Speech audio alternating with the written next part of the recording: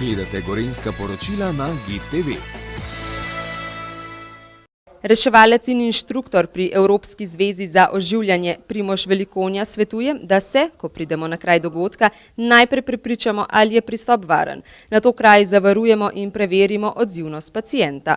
Potresemo, govorimo.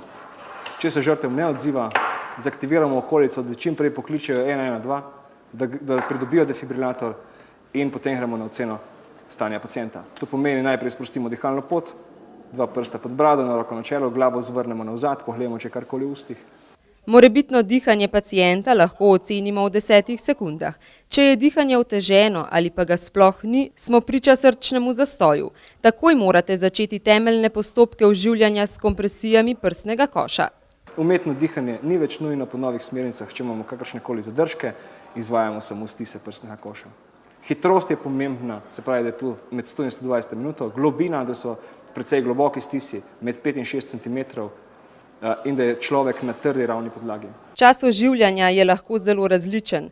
Z defibrilatorjem velikokrat že v prvi minuti znova vzpostavimo cirkulacijo, včasih pa oživljanje traja tudi več kot uro.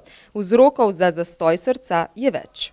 Največkrat je vzrok, se pravi, prvo srčna kap, se pravi akutni miokardni infarkt, ki vzrokuje motnje srčnega ritma, ki jo imenujemo ventrikularna fibrilacija, ki je najpogostejša ob srčnem zastoju pri odrasli populaciji in takrat je jasno zelo pomemben tudi defibrilator in uporaba defibrilatorja. Ko ugotovimo srčni zastoj, moramo takoj poklicati ekipo nujne medicinske pomoči in ji posredovati vse temeljne informacije. Ko kličemo 112, točno tako povemo najprej, kje se nahajamo, kaj se je zgodilo, koliko je poškodovanih oziroma nenadno bolelih. Če gre za otroka, je fajn, da povete tudi starost otroka, če rabimo dodatne resurse, se pravi v smislu policije, gasilcev in tako naprej. Koliko vam je v tem času, kar delate, uspelo rešiti življenje? Ja, kar nekajkrat.